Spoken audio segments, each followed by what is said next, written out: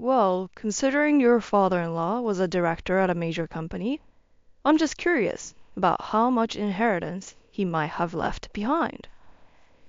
John tried to cover up his curiosity. I sighed internally, but kept a cheerful smile on my face. I heard it's $54,000. John looked shocked. My name is Catherine. John and I have been married for 20 years, and our son left for college this year. Life with just the two of us is quiet, but we get by.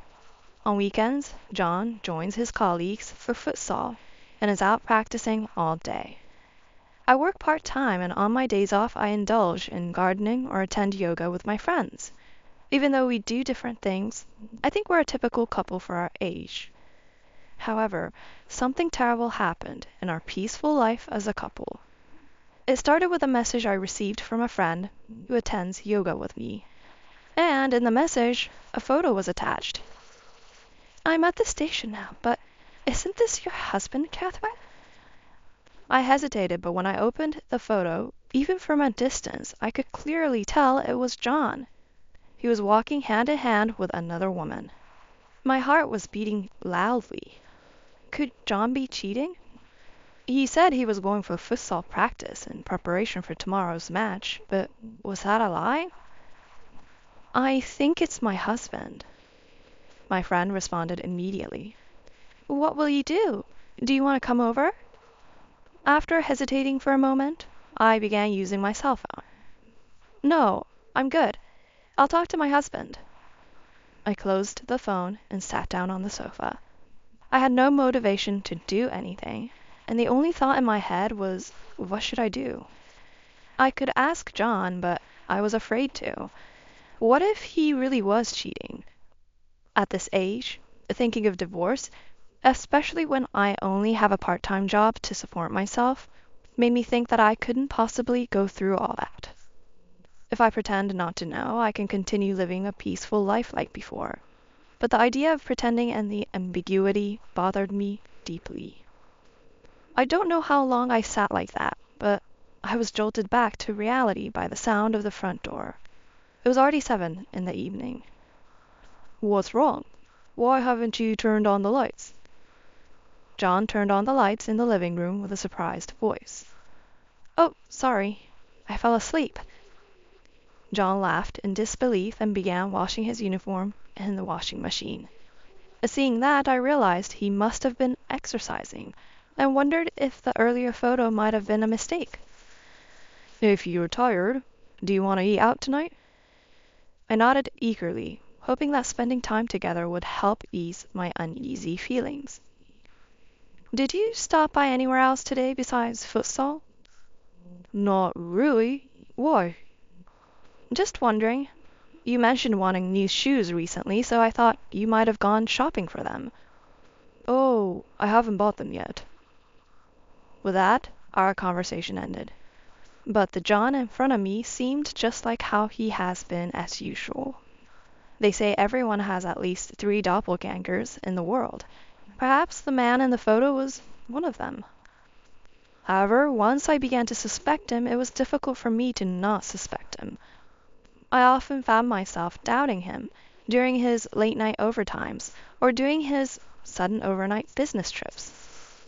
Bad things do happen, and one day, on my way home from my part-time job, I stopped by the supermarket to buy ingredients for dinner.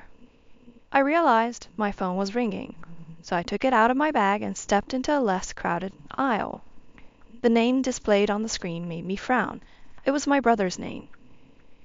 Though I occasionally communicated with my sister-in-law during events like our children's enrollment to their school or their graduation, I hadn't spoken to my brother in years. These sudden phone calls from your own relatives are often not good news. Hello? Hesitantly, I answered the call. What I heard from my brother was that our father's health was getting worse. He suddenly collapsed at work and was taken to the hospital. After some detailed exams, they were told he didn't have much time left. My mother had passed away from an illness a few years ago, and although my brother and his wife had offered to live with our father after that, he refused and lived alone, seemingly in good health. The last time I spoke to him, he sounded fine, so this news was really surprising. After telling my brother I'd visit soon and hung up the phone, I took a deep breath to calm my heart. When I told John, who came home from work that night, he looked really sad. "I see. Your father. Don't worry about here. You should go see him."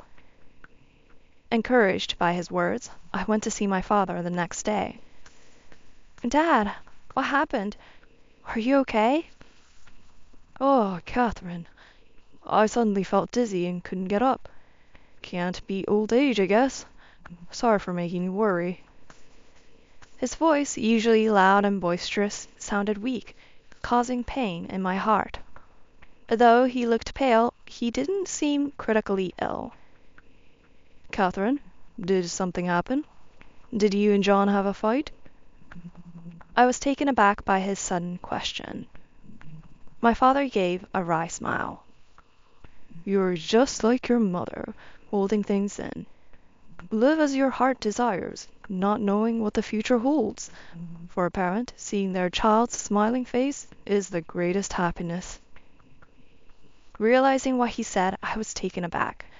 Although I wanted to talk to my father a little longer, he told me he was tired, so I decided to leave for the day. Though my visit was only about 15 minutes, just thinking that he could be so exhausted from such a short time made tears roll down my cheeks. As I sat on a sofa near my father's room, waiting for my tears to stop, a man in a white coat sat next to me. "Are you here to visit your father?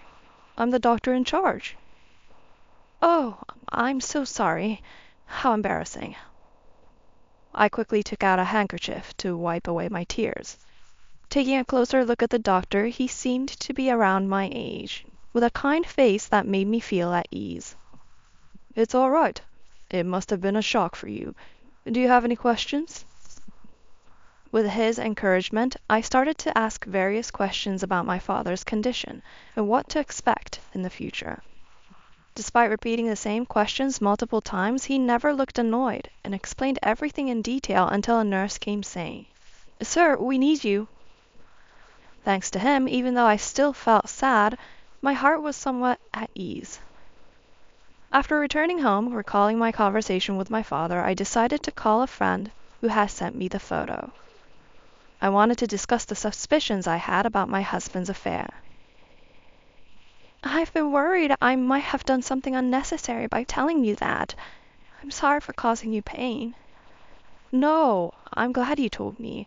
I've finally come to terms with John's suspected affair, but I have no idea what to do," I confessed, and my friend, chuckling, shared some advice. "Actually, my husband is a lawyer. He said there are many clients consulting him about divorces due to affairs. I'll ask him for advice." Hearing this, I felt comforted knowing I wasn't the only one struggling. My friend immediately took action, telling me it's best to gather evidence of the affair and that I could use a private detective agency to do so. She even recommended a few agencies and offered to go with me if I felt anxious, making me realize how invaluable true friends are. From then on, between visiting my father and working part-time, my days were quite busy. At the same time, my husband started saying he was getting busier with work. Overtime and business trips noticeably increased, and his suspicious behavior had me eagerly awaiting the investigation results. 2 weeks later, I finally received the awaited results. At the detective agency, I was told in a hesitant manner as they said, "It's true that he's having an affair." I was able to accept the reality without panicking or feeling upset about it. In fact, knowing the truth brought a sense of relief, dispelling the previous uneasiness.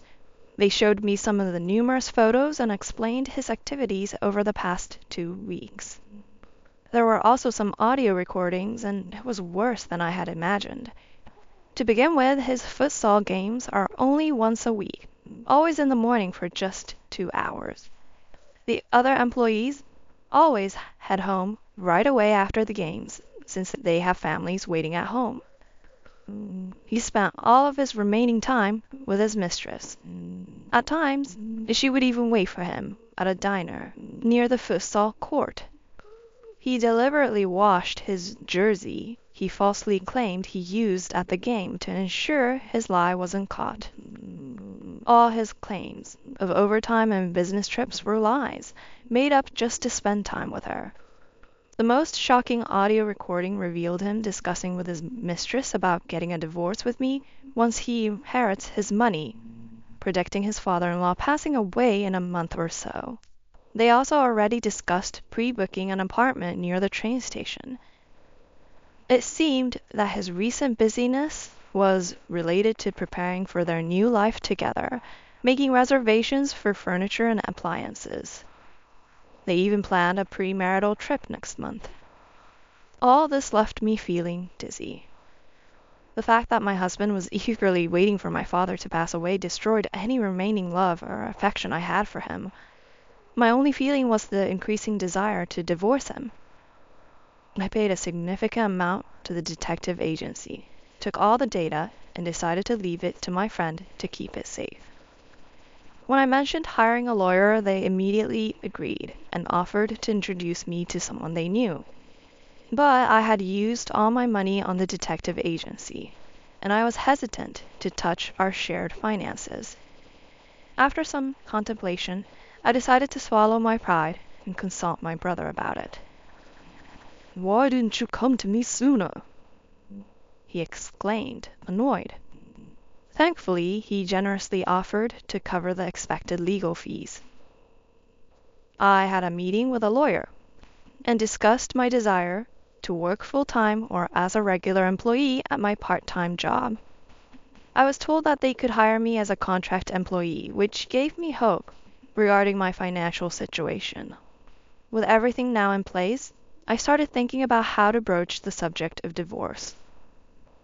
One midnight, I received a call from my brother. He was calling to tell me that our father had passed away. I woke up John and we rushed to the hospital. John briefly visited my father, greeted my brother and his wife, and said some comforting words to me. He then returned home by himself. Everything after that happened so quickly that I can hardly remember. There was the wake, the funeral, and meeting our relatives, and basically I had no time to grieve. Even after the funeral, there was the matter of sorting out the house, discussing inheritance, and handling the legal aspects of my father's estate.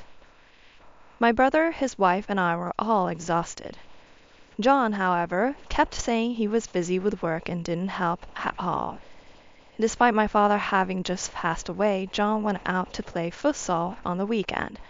My brother and his wife were visibly frustrated, but they knew about my intention to divorce him and refrained from saying anything. With so much going on, I had to postpone the divorce. It wasn't until about 6 months later that things took a major turn. Finally, all procedures related to my father were completed, and the inheritance amount was confirmed. "By the way, has your father's inheritance come through yet?" It's scheduled to be transferred tomorrow. Why do you ask? "Well, your father was a director of a major company. I was just curious about how much inheritance he'd leave behind." John tried to sound casual, but I sighed internally. However, I hid my true feelings and just smiled brightly. I heard it's about $54,000. "That much?" Yes, Dad must have worked hard to save that much. I just got a call today from the lawyer saying everything's ready. It'll be transferred tomorrow, so maybe we can go out and eat something delicious to celebrate. Emphasizing the fact that it would be transferred the next day, I smiled at him. "Oh, right." John seemed lost in thought. The next day, after John had gone to work, before I headed to my own job, I conspicuously placed the bank book on the desk. When I returned from work, as expected, the bank book was gone, and instead a signed divorce paper was there.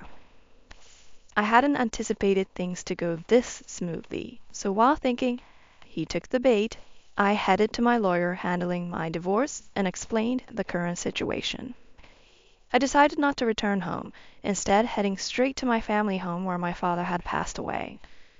Most of my belongings were already there. The things where I lived with John were shared, and how to handle them would be decided later on. Probably John and his mistress would end up living there. I've already submitted the divorce papers. There's no reason to contact my estranged husband. The only thing might be a claim for damages for his affair from my lawyer. However, since they couldn't contact him, nothing could be done at the moment. But 3 days after I returned to my family home, I received a call from John. Catherine, what's going on? There's no money in the bank account.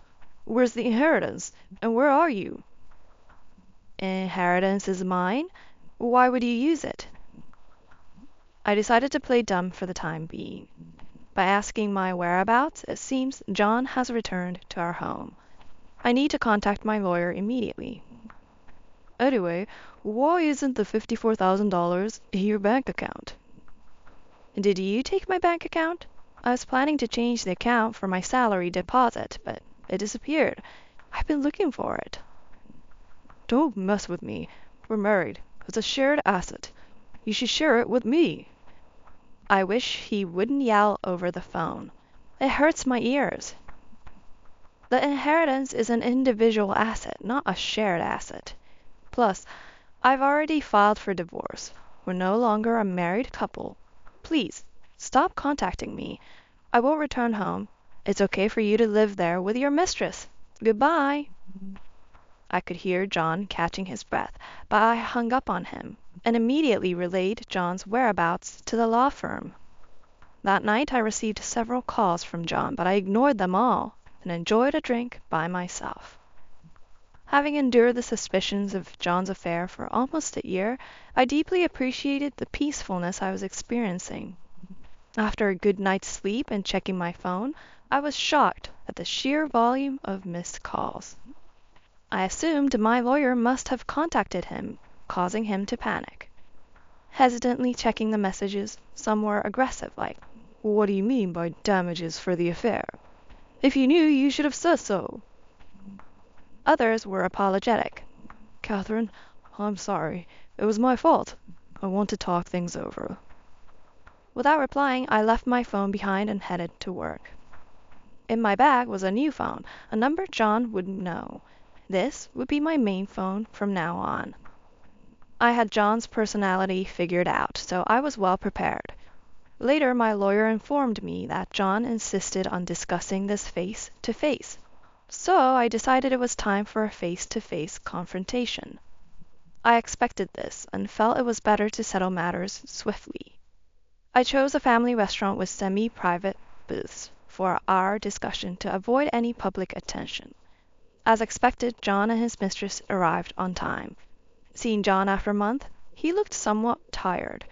Was it just my imagination? I had seen photos of his mistress, but it was my first time seeing her in person. She had her hair up in a bun and wore casual clothes. Her youthful face made me think she was a student, but I knew from my investigation that she was 25 and worked at a cake shop. I couldn't comprehend what such a cute girl saw in a 50-year-old man. "Catherine, what's going on? There's no inheritance and now a claim for damages? I'm completely lost." Both my lawyer and I couldn't help but chuckle at John's words. "The inheritance is what my father left for me. John, you have no right to it. As for the damages, it's because our divorce is due to your affair, and you two owe compensation for the pain you two caused me." "It's not about the affair. It's due to our incompatible personalities. Besides, it wasn't you who brought up the divorce. I did. So the affair doesn't matter." Hearing such nonsense makes me want to pull my hair out. I knew he wasn't the brightest, but I didn't expect him to lack basic common sense to this extent. The one at fault can't initiate the divorce. It's not about who brings it up first. It's about you having an affair. If that's true, you understand that you're in the wrong, right? Also, I'll be demanding compensation from her too. What? Why me? Despite her cute appearance, she sounded very defiant and sharp. Is that true? John looked at the lawyer as if he was clinging on to hope. Unfortunately, it is true. You said I'd be getting money. I wasn't told I'd have to pay. I'm going home, and since I'm divorcing you, this has nothing to do with me.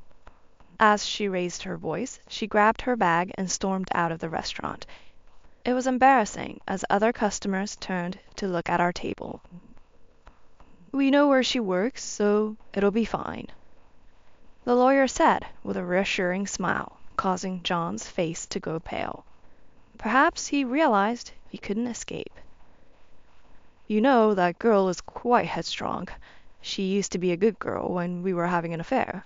She was always smiling around me and would cry, saying she'd miss me when it was time for me to leave. Even though he was talking about their affair, I didn't know how to react.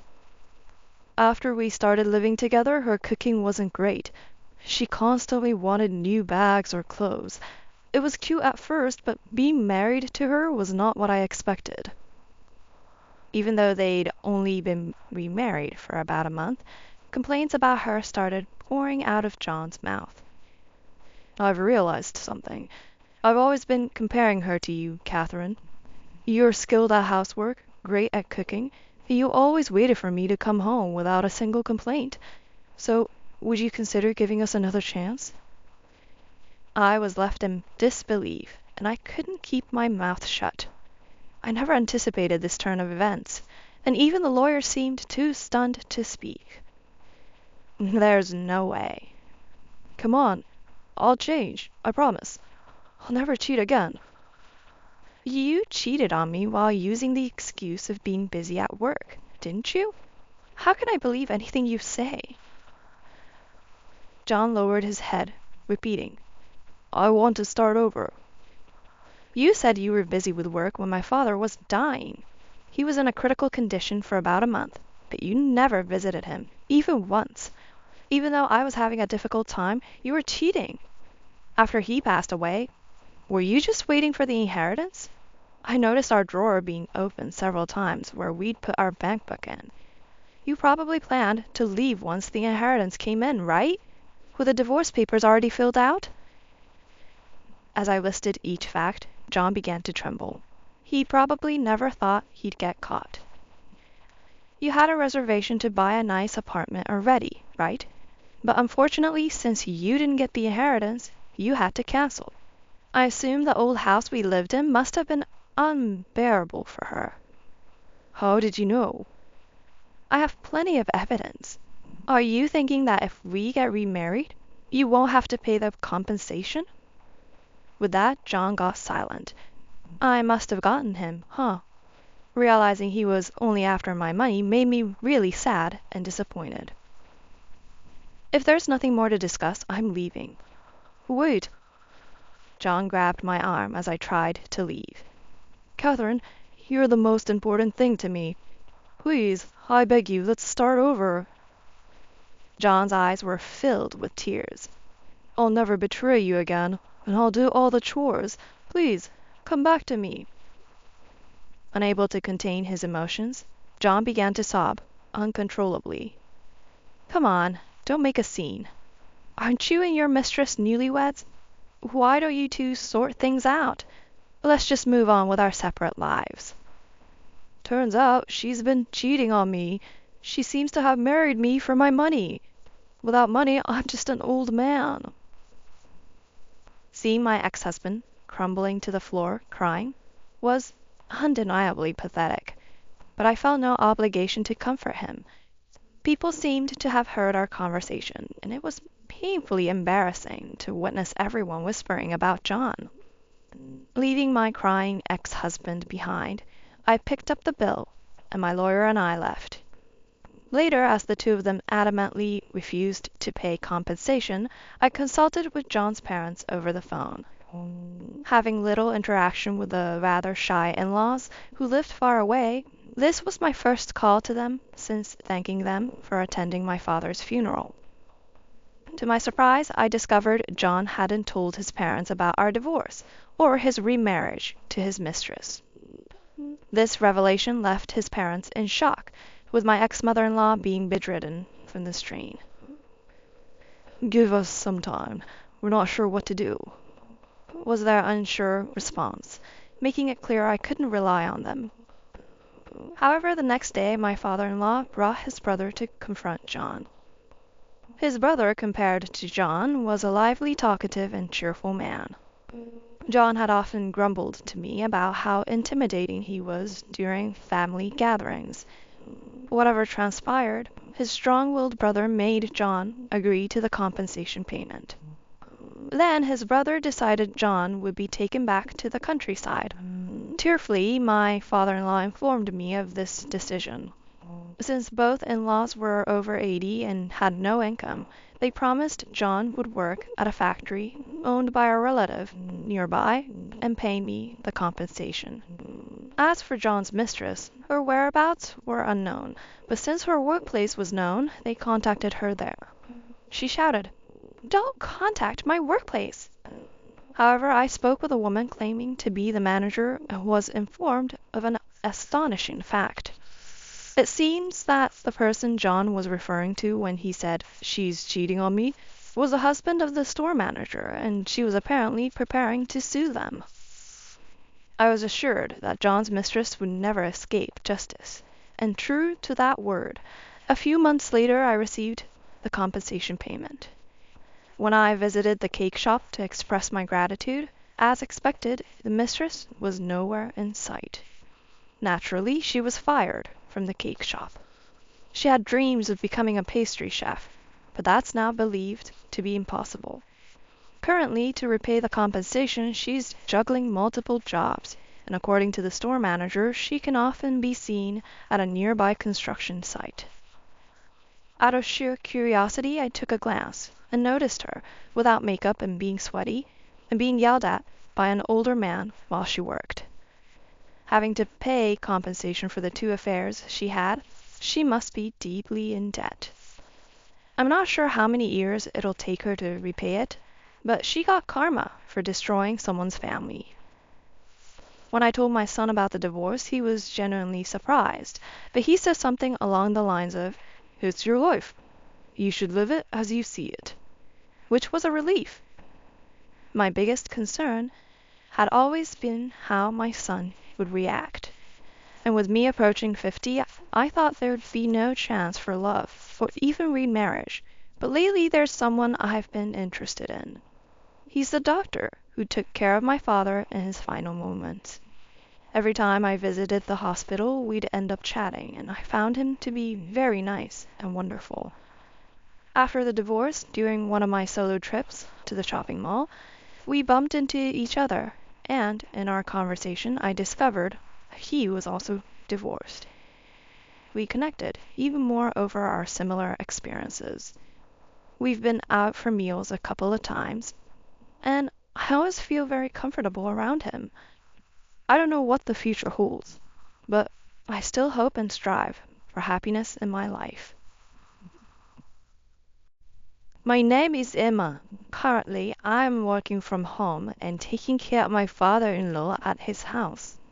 My father-in-law used to be a hard worker, but it seems that this has led to his back problems, and he often feels unwell now. My mother-in-law is getting older. She couldn't support my ailing father-in-law, so my husband, John, suggested that we move in with his parents. Their house is a spacious one-story house which seems to have been around since my father-in-law's father's time. Maybe it's because they live in such a big house, but both my mother-in-law and John have quite an attitude. Despite being a housewife, my mother-in-law says, "I can't live a commoner's life."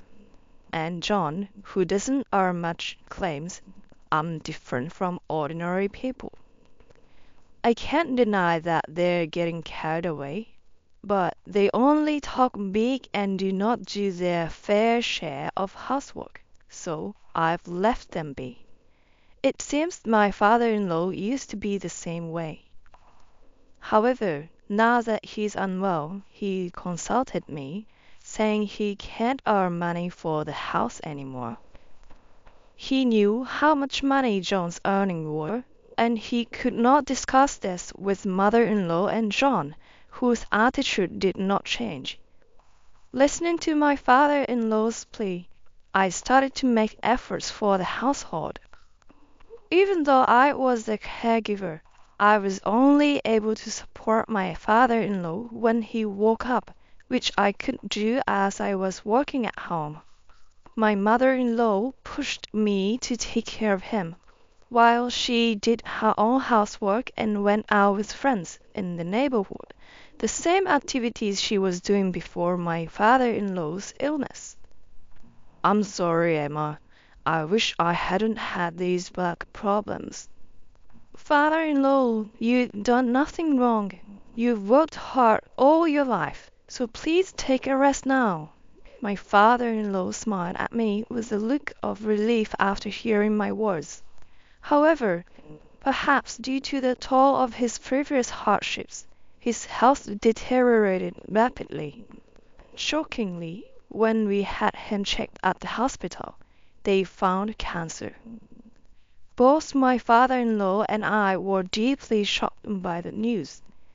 When my mother-in-law and John heard about the cancer, they were taken aback and expressed their concerns for him. How much time does he have left? How much will the treatment cost? Both my mother-in-law and John had many questions for him. It was surprising to me that they suddenly wanted to talk to him, considering they had not interacted much with him after his health declined. One day, when John was at work and my mother-in-law was out with neighbors, my father-in-law confided in me. They asked me about the time I have left and the cost of my treatment, because I'm sure they are thinking of the properties I will leave for them. How much of a legacy will I leave to those two? Those two will be thinking only of that and will try to flirt with me until I'm gone. Because of this, you might face difficulties, Emma, but remember, I'm on your side. Thank you for not abandoning our family. Just as my father-in-law had mentioned, John and my mother-in-law started to make snide remarks, perhaps finding it inconvenient that I spent so much time with him. At dinner, she asked John, "Have you ever wondered why she's always here, not doing housework or anything?" He sighed. "I don't know. Emma quit her job without telling me and just lounges around at home. It's so frustrating. Maybe she came to this house with an eye on Dad." Since I carried my father-in-law's meals to his room, only John, my mother-in-law, and I dined in the living room. In a setting where no one defended me, the two of them continually berated me. I tried to defend myself. I do work, you know." "What are you talking about? You haven't stepped outside since you came here. Stop lying. You haven't earned a single cent." "Do you know why we can live this good life? It's because John works outside. You just laze around at home all day." Both of them criticized me without even knowing what I was actually doing at home. Thinking that I would just get more complaints if I continued eating with them, I tried to bring the meal to my father-in-law's room. However, my mother-in-law snatched the tray from my hands. "There's no way I'm letting a gold digger like you serve food to my husband. I'll take it." I had been preparing meals considering my father-in-law's request and nutrition, but my mother-in-law never complained during the cooking process. She only wanted to be the one to deliver the finished meal. Her cunning and blatant tactics left me disillusioned. Not wanting to cause trouble for my father-in-law, I simply told her, "Please go ahead," and let her serve the meal. My mother-in-law and John tried to keep me away from my father-in-law. Even when he was hospitalized, they wouldn't allow me to visit him. However, I was still in touch with my father-in-law via my smartphone. I suspect that my mother-in-law and John, fearing that I might inherit some of the estate for taking care of my father-in-law, were feeding him lies about me. Though they were the ones keeping me away, I heard they were claiming I refused to take care of my father-in-law. It seems my father-in-law was just nodding along and ignoring their tales. I nearly burst into laughter when I received messages like, "They're saying you ran away with the household money," and "they're discussing the possibility of divorce in front of me." John has not brought up divorce to me, and for some reason neither of them has tried to kick me out of the house. Perhaps they want to keep an eye on me. Since my father-in-law and I were close, if they kicked me out, they would lose control over my actions and probably suspected I would visit him in the hospital. Indeed, if I were to divorce John and be kicked out of the house, there would be nothing to stop me from visiting the man who had been kind to me. It made me realize that John and my mother-in-law really knew me well. And so, even as I faced harsh words from my mother-in-law and John, I worked from home and kept in touch with my father-in-law. However, 6 months later, my father-in-law passed away. While preparing for the funeral, I had to put my grief aside and get to work. Neither my mother-in-law nor John were particularly active during the funeral preparations, so I proceeded with the funeral as my father-in-law had asked me to when he was alive. The incident happened 1 week after the funeral. While working on my computer at home, my mother-in-law and John suddenly entered the room I was using. It was unusual for them to barge into my room like that, so I quickly said to my daughter and turned off my computer. "What's going on? Don't you understand what you've done? I know you've been using our money. How dare you accept money from my husband? You really are a sly vixen." Excuse me? I had no idea what my mother-in-law was talking about. I have never received money from my father-in-law. What in the world could have caused this misunderstanding? I was puzzled, and now John glared at me. "Let me discuss. You took advantage of your youth to cozy up to my dad and get money from him, right? It's sickening that my own wife would do that. I wish he wouldn't have such disgusting delusions. My relationship with my father-in-law was genuine, like that of a close family member. Even the care I provided for him was sincere. I never tried to flatter him for any ulterior motives. I never did anything like that. This is some kind of misunderstanding." However, neither of them believed me. They began packing up my things. "Wait a minute. You need to leave this house. Here's the divorce paper. Fill out your part and submit it right now." John handed me the divorce papers.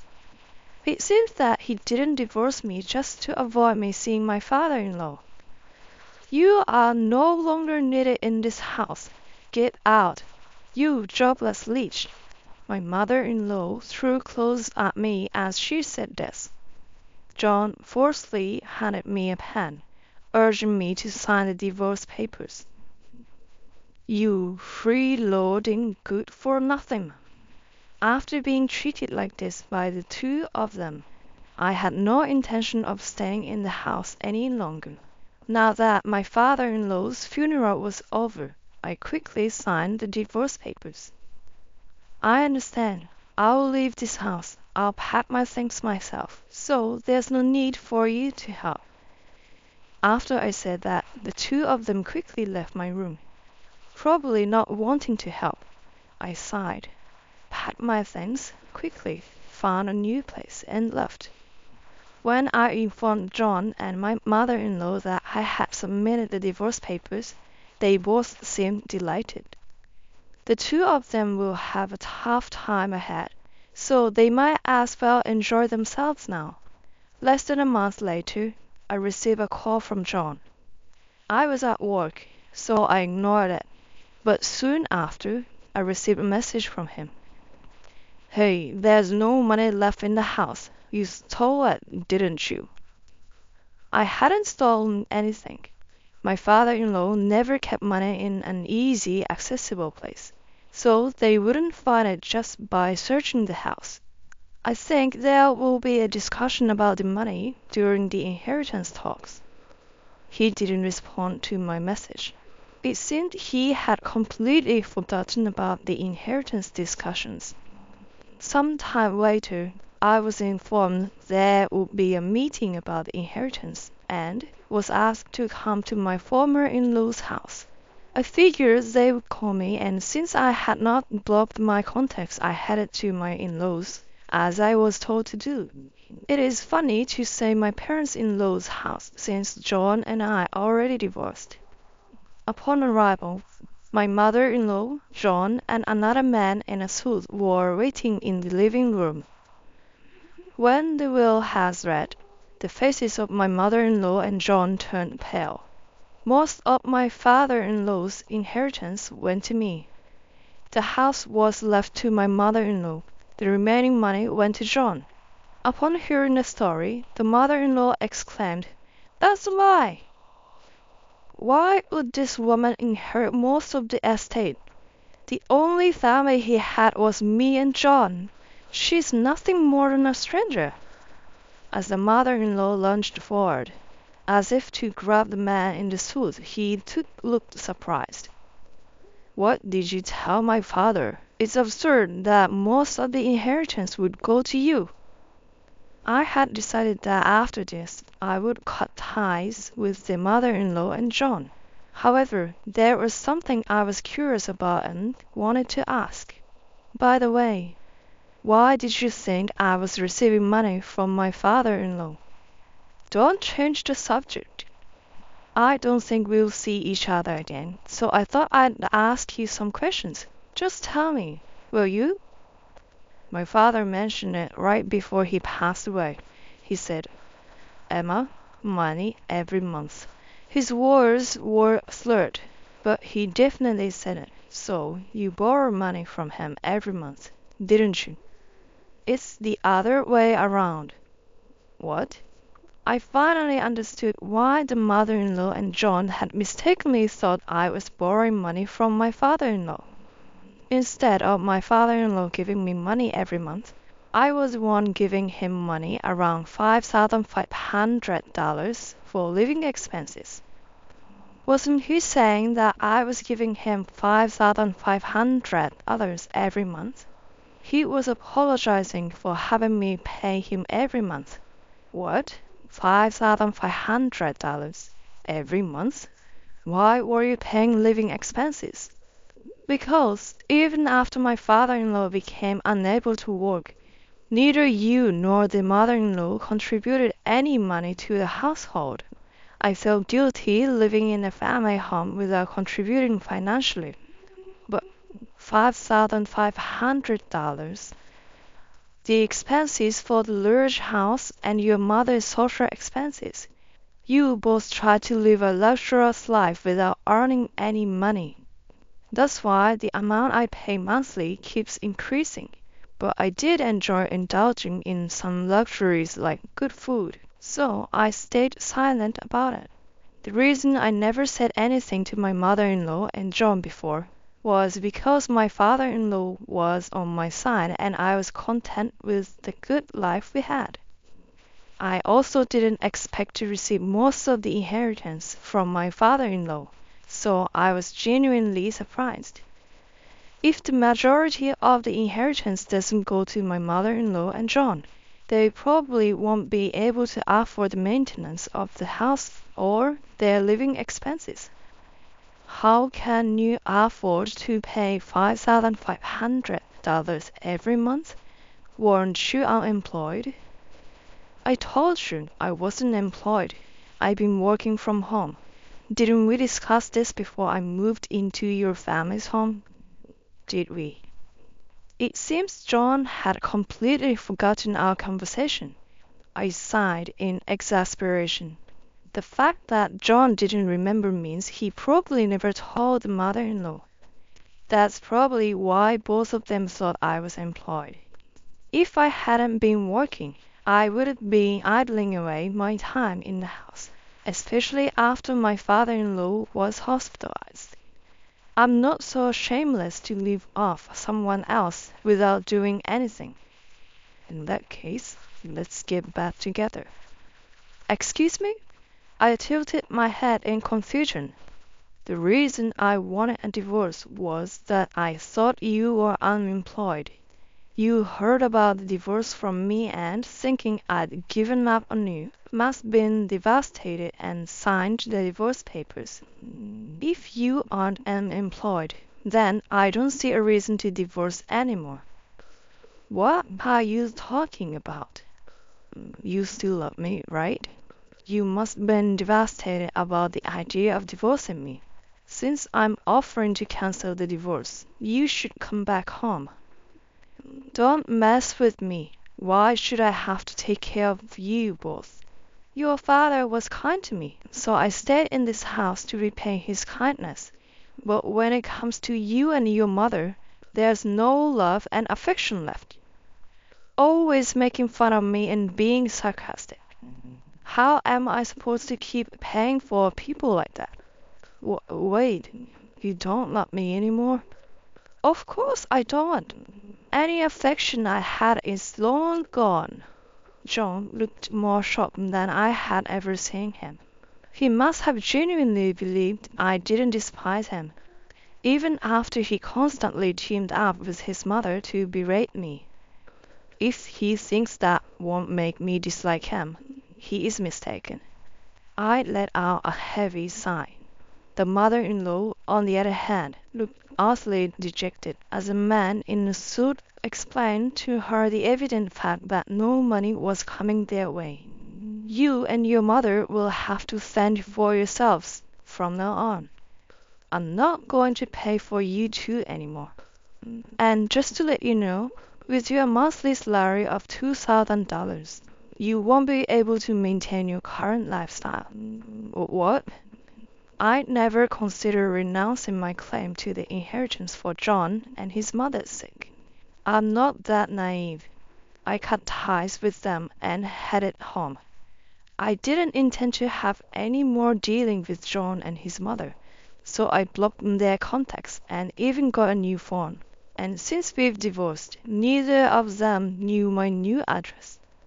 Some time passed, and I heard that John and his mother had visited my parents' home. I was surprised because I never expected them to confront my family living so far away. From what my mother told me, John and his mother seemed to think I was living at my parents' house. They shouted, "Bring Emma out now! Even if we divorce, Emma is still my wife. All my wife's money is mine. I'll never forgive Emma for running away with what's mine. If you are hiding her, we won't spare even her parents." It seemed that outside my family home, John, along with his mother, was yelling such threats. My parents, out of fear, didn't open the door and immediately called the police. Shockingly, John and his mother, apparently injured, a responding police officer, and were taken into custody before they could harm my parents. Upon asking more about the deal, it appears they had sold the spacious house they had always lived in and began residing in a run-down apartment. Yet, unable to adopt a lower standard of living and facing a lack of funds daily, they've stopped stealing beef from a nearby supermarket.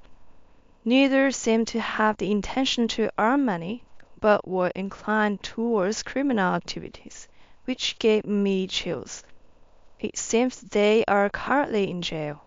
I'll be bothered if they became fixated on me once they've released, so I informed those around me about the two, ensuring that no information about me would leak. My parents told me that they are leaving the family home, where they now live and starting a rural lifestyle and they have been thinking about for some time, so they will no longer be assaulted by the duel again. Though, how much was your mother's inheritance? LOL. At John's words, I was taken aback. After my mother's funeral, without a single word of consolation, he said that to me, who was downtrodden.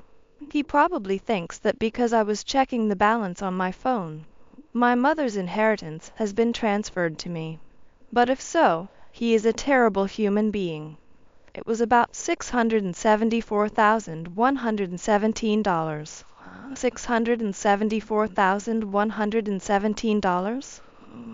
That's it? Well, even after taxes, you should still have tens of millions. Reluctantly answering, I watched John as he mumbled to himself, grinning slyly. What a distasteful smile. I don't know what he's thinking, but things won't go as he wishes. However, the next day, John quickly acted on his ideas. But this thoughtless plan would end up costing him everything. He hadn't realized it yet. My name is Emily Johnson. I got married at 20 through an arranged marriage. My husband's name is John. He's a 25-year-old company employee and the eldest son of the Johnson family. However, the second son, Tom, moved out after graduating from college and cut off all ties. Because John was like an only child, he was adored by his parents. Honestly, I didn't want to marry John, but my family has been running a business for generations. Due to my prestigious position, I couldn't oppose what my parents decided. Our marriage wasn't based on love. It was far from a happy marriage.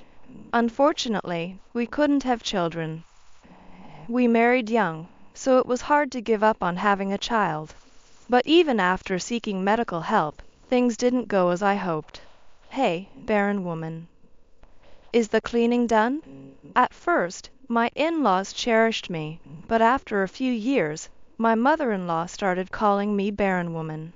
You should be able to conceive if you do things right. What a waste of money. My father-in-law made sarcastic remarks every day.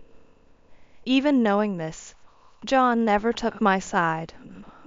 He would just read newspapers or take naps, making loud snoring sounds. When I wanted to work for a change of pace, he said, "If you work, people will think we're struggling." Back then, it was common for women to become housewives after marriage. But living with my mother-in-law was hell every day. Nobody helped me.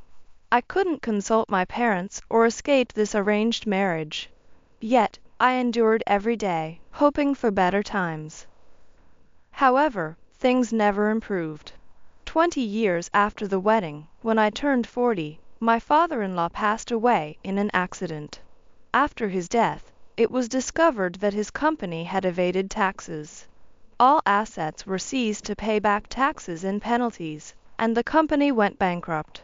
The large insurance money for my father-in-law was used for this purpose. We were left with only the house. I thought it would be hard for John, who was 45 at the time, to find a new job, but my parents introduced him to a new one. Thanks to them, he got a job quickly. But my mother-in-law became like a shell of her former self, aging rapidly.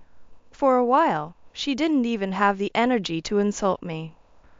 But she had a stroke and required care. Because of this, I no longer have the luxury to think about fertility treatments. I'm already 40. I had kind of given up in my heart, but this became the real turning point. John, as a matter of course, puts me in charge of caring for my mother-in-law, and on his days off, he spends his day moping around as he did before. John, I wish you'd help me with your mother's care once in a while.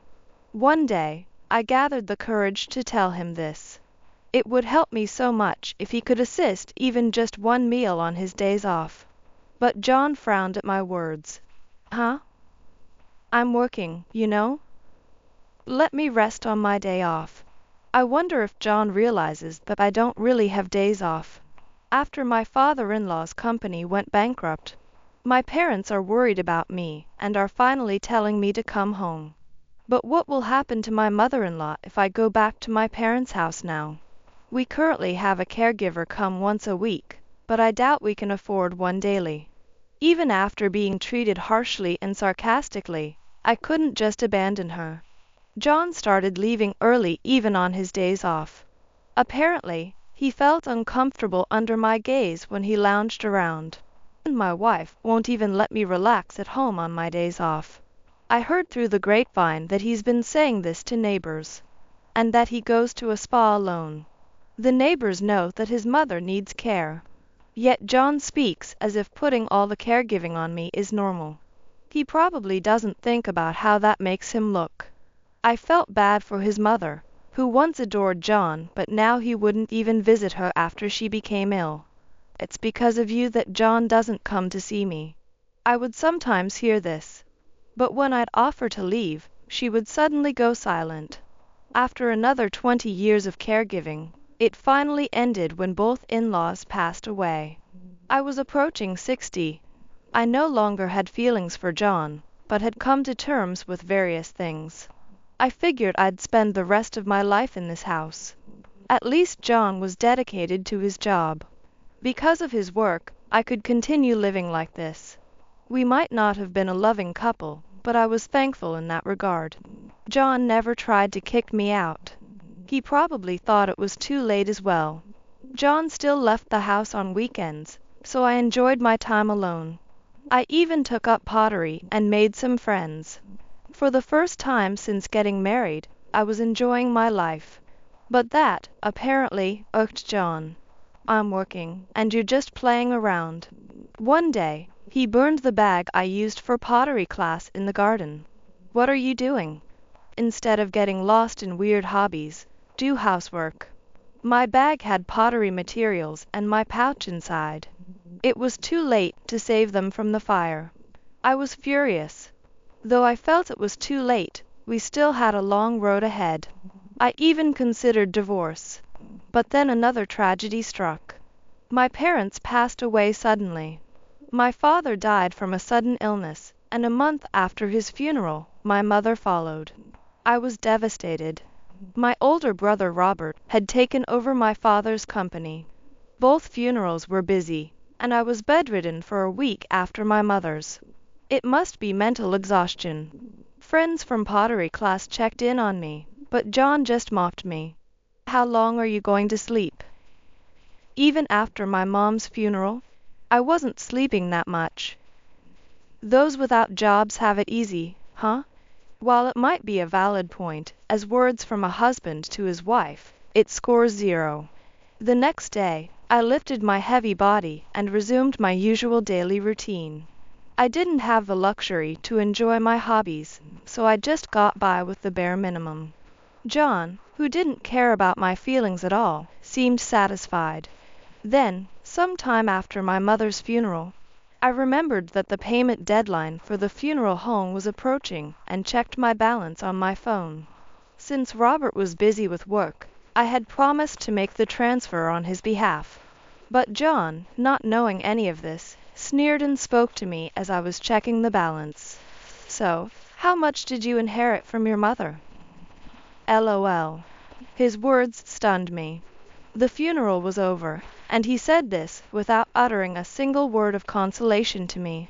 Maybe he thought the inheritance was deposited because I was checking the balance, but that's just unthinkable. It was about $674,117. $674,117? That's it? Well, even after taxes, there should still be tens of millions left. John muttered and grinned. What a repulsive smile. I don't know what he's thinking, but things won't go his way. I didn't say anything to him and just quietly put my phone away. I guess John, as expected, read the discomfort in my not saying anything. Well, you've had it tough. Get some rest early today. In the awkwardness, John spoke with rare kindness. But feeling disgusted, I didn't find solace in his words and went to bed early that day. However, an incident occurred the next day. John, as usual, left for work after breakfast. Then, I received a call saying he hadn't shown up at work. I was taken aback. This had never happened before. Worried that he might have been in an accident, I hurriedly called John. But there was no answer. As I anxiously paced around, I understood everything when I stepped into the living room. On the table, there was a paper, a divorce form filled out by John. Seeing that, I instinctively checked where I kept my cash card. As expected, my cash card was gone. Unbelievable. Without thinking, I murmured and sighed. It probably wasn't an accident or an incident. John likely vanished on his own. Thinking back, he seemed restless in the living room that morning. Having stolen the cash card, John probably intended to start a new life, discarding me. The reason he didn't kick me out before was likely because he was after my parents' inheritance. The fact that he stole my cash card was proof. However, I remained calm. Or rather, there was no need to panic. I slowly filled out the divorce papers and took them to the city office. John had sown the seeds of his own undoing. It's too late for regrets, and I intended to make him realize that. I properly informed his workplace. I can't reach him either, but it doesn't seem like an accident. I'll let you know as soon as I get in touch. I apologize for the inconvenience. They kindly replied that they'd treat it as paid leave for the day. I envied John for having such a considerate workplace. Originally, it was a company introduced to him by my parents. While I hoped he'd remain sincere to his job, he was now a stranger to me. Afterwards, I successfully submitted the divorce papers. I wondered why I hadn't ended the relationship sooner, considering how easily I had regained my freedom now. As I was packing my things to leave, my phone rang. It was a call from John, who did not answer when I contacted him. I knew what he'd say. Ignoring the call, I continued packing. However, the calls kept coming. The house landline finally began to ring. It was probably John, but I reluctantly answered the phone since it was too annoying. Hello? When I casually said that, as expected, I heard a panicked voice from John on the other end. Is that you, Emily? Yes. Didn't you call? I got a message that you didn't come to work. You need to contact your workplace immediately. That's not the issue right now. However, John didn't seem to listen to what I was saying. Interrupting me, he shouted, I can't withdraw any money. I couldn't help but burst out laughing. Finally realized, I thought. He must not have noticed since he seemed to have stolen it in a hurry. Well, of course, you can't. You burned my cash card. What? Don't remember? It was in the bag for the pottery class, I replied, laughing. John seemed flustered. Then, what about this cash card? Isn't that your mother's cash card that has almost no balance? I wouldn't know.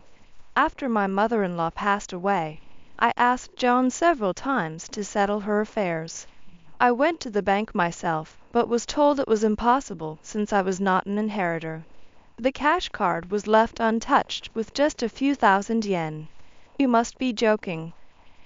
You have to sort out the belongings of those who are no longer here, right? I told you to do it eventually. Don't blame others. So, what should I do with this cash card? Unless I go and take care of it, there's nothing you can do. John seemed to be complaining about something in response to what I said. However, I had no intention of replying and remained silent.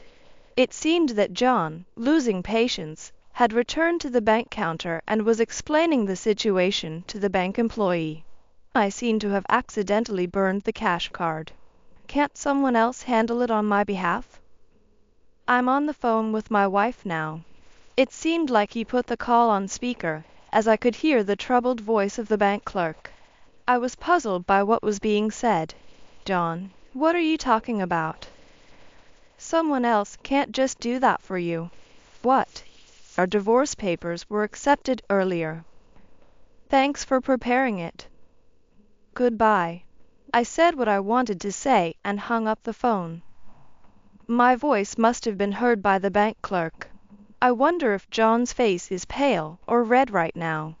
Just imagining it made me laugh. Now, I should leave the house before he returns. With that thought, I quickly packed my things. I then left the house. My destination was my family home, which had become vacant after my parents passed away. In fact, I had inherited that house too. The assets of my mother, who ran a business, amounted to $87,692,000. But inheriting such a large amount in cash would not end well if John found out, especially since we had no children. Therefore, I only inherited $6,745,550, enough to live comfortably. The rest included the family home, my mother's beautifully preserved kimonos, and my father's antiques. If appraised, these items would be worth a significant amount. Of course, I had Robert's, my brother's, permission. After getting married, Robert moved out. He was concerned about the family home being vacant.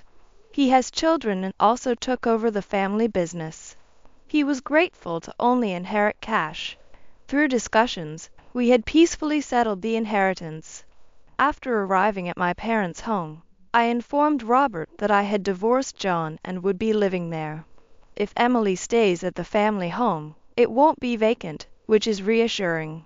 But are you really divorcing John? Are you sure about that, Emily? Yes. We don't have children, and both our parents have passed away. If both of us want to divorce, I think it's for the best. I want to restart my life, and I have no regrets. Robert was concerned about me being alone, but it's better than living as John's servant for life. If I could spend the rest of my life in this house where I spent time with my family, I would be happy even if I were alone. John kept calling me again and again after that. However, he seemed confused and didn't realize I was at my family home, so he never came. That day, I spent my time peacefully alone.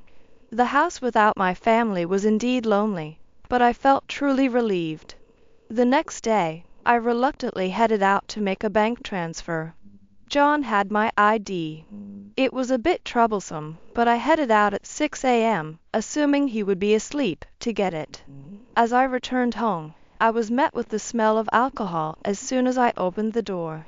Ugh, I thought, making a face of disgust. Entering the living room, beer cans were scattered everywhere. To add to that, my ID was torn up and left on the table. This is terrible. No matter how angry one is, who tears up someone's ID like that? I gathered the torn pieces, put them in my bag, also took a few clothes, and returned home once. Then I headed to the bank. As I approached, I was called out. Emily. John. To my surprise, John was lying in wait for me. I noticed your ID was gone, so I thought you'd come here, haha.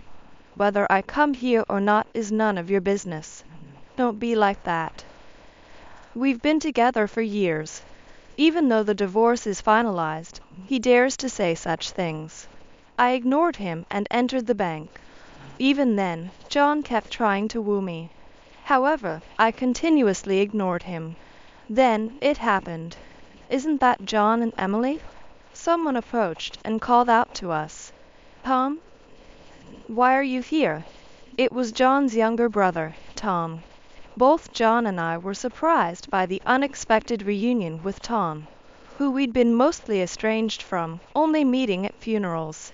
In the 40 years since I married John, this was about the third time I saw him. Tom seemed to have wanted to sever ties, but his parents had pleaded with him to at least attend family events. We had met at my mother-in-law's funeral just a few years ago, so he recognized us. Yeah. I'm here for Mom's inheritance. I was planning to check the balance and then inform you both. Mom's? John's eyes lit up. I was also surprised. I thought it was just a few dollars left in her account, but according to Tom, there were also unclaimed investment trusts from a long time ago and a safe deposit box rented when our father-in-law was alive. Tom had heard about this from my mother-in-law. Before she passed, she had said, if something happens, you handle the paperwork. It seems Tom had been busy and only got around to it now. Tom looked at me and John with an apologetic expression. What is it? Well, in the safe deposit box, along with the jewels, there was a letter. Mom said she's leaving all her assets to Emily Johnson. What? I was taken aback by Tom's words. But John seemed even more surprised than me. Tom pulled out a letter from the file he had. I recognized that envelope, because it was the one I bought for my mother-in-law when she asked me. Clearly written on it in shaky handwriting was, all the jewels and assets in the safe deposit box are to be left to Emily. I remembered my mother-in-law painstakingly writing it. Is that the letter? Should I bring it out? I might say, but I was coldly told, it's none of your business. Maybe she wrote this at that time. I involuntarily covered my mouth. Emily took care of our mother all by herself, right? She wrote that she's sorry for being mean to her. She probably told me to handle this because she thought John would cover it up. John, sitting next to me, turned beet red and started trembling. Well, I never really intended to inherit, but I guess I have to go through the process since I'm technically an heir. It's just going to be in Emily's name, so that's no problem, right? Tom said matter-of-factly, probably unaware that we were divorced. After that, I was called to the counter. John, though, seemed to have no energy to follow. Even though he didn't have anything urgent, he just sat in the lobby. I managed to reissue my cash card, transfer money to the funeral parlor all on the same day. Well then, I'll be going. I'll contact you again, Emily. Leaving behind a stunned John and Tom, I safely returned home. I received a formal contact from Tom later. John was ranting that the letter was invalid, but Tom persuaded him saying, respect Mom's wishes. However, John wasn't convinced, so he consulted with a lawyer. While my mother-in-law's letter wasn't recognized as an official will, the lawyer suggested settling it through discussion considering fees and other costs. Eventually, John was convinced to inherit the house. The mutual funds weren't that high in value, and he reluctantly gave up on the jewelry and other assets. Eventually, I formally inherited my mother-in-law's assets. If Emily gets Mom's inheritance, then I should get my mother-in-law's, right? John reportedly argued this with the lawyer, but it was a different story. It was embarrassing. Even when calmed by the lawyer, he wasn't satisfied. Eventually, he found out I was at my parents' house and showed up. I was wrong. Let's start over. Realizing he would get nothing, he knelt down at the entrance and begged to be remarried. What do you mean start over? There was never any love between us to begin with. What's there to restart? I finally told John what I had always wanted to say. He went silent, seemingly full of regret, which made me smile. At least you still have the house, right? Oh, did you notify your workplace? If you're that desperate for money, work hard. Don't lose your job, okay? I conveyed just that and closed the door. It was finally over. My bank account showed what was left by our two mothers. With that, I believed I would be able to live comfortably. John, in the end, was absent from work without notice and got fired. So I warned him. His only redeeming quality, his passion for work, was lost.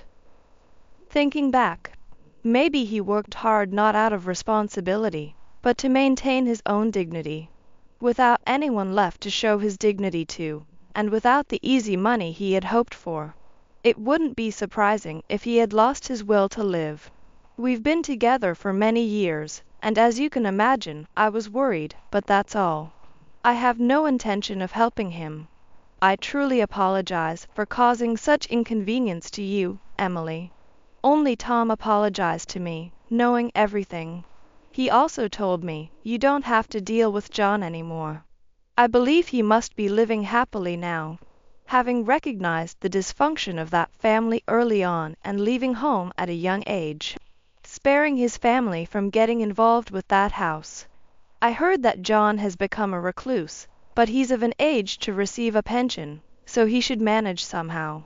He had the nerve to say to me, let's start over. He should just think about starting over on his own. After that, I started attending pottery classes again. My friends were glad to see me return, and I never thought that days spent solely for myself could be this enjoyable. I even met someone wonderful at that pottery class. I'm done with marriage, but I've started to think that perhaps being with someone who loves me might be better than being alone forever. Even though I sometimes feel it's too late, just like during my divorce, I believe it's never too late as long as I'm alive. No matter when, no matter the age, anyone can find happiness. That's what I believe.